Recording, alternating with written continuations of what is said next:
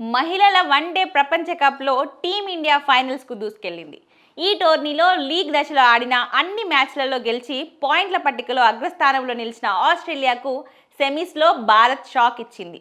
కంగారుల జట్టుపై team India 5 వికెట్ల తేడాతో ఘన విజయం సాధించింది. తొలుత బ్యాటింగ్ చేసిన ఆశిష్ 49.5 ఓవర్లలో 338 పరుగులకు ఆల్అౌట్ అయింది. ఈ లక్ష్యాన్ని భారత్ 48.3 ఓవర్లలో 5 వికెట్లు కోల్పోయి ఛేదించింది. జెమిమా రోడ్రిగ్స్ 134 బంతుల్లో 127 సెంచరీతో మెరిసింది. కెప్టెన్ హర్మన్ ప్రీత్ కౌర్ 89తో శతకం చేసే అవకాశాన్ని చేజార్చుకుంది. జెమీను హర్మన్ ప్రీత్ 3వ వికెట్కు 167 పరుగుల భాగస్వామ్యం నెలకొల్పారు.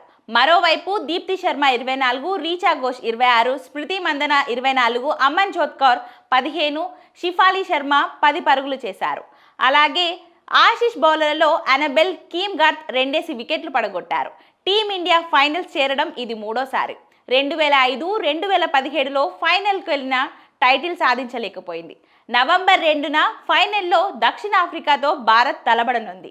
ఈ రెండు జట్లు ఇప్పటి వరకు విశ్వ విజేతగా నిలవకపోవడంతో ఈసారి కొత్త ఛాంపియన్ను చూడబోతున్నాం. ఆశిష్ బ్యాటర్లలో ఓపెనర్ లీచ్ ఫీల్డ్ 119 దూకుడుగా ఆడి సెంచరీ బాదింది.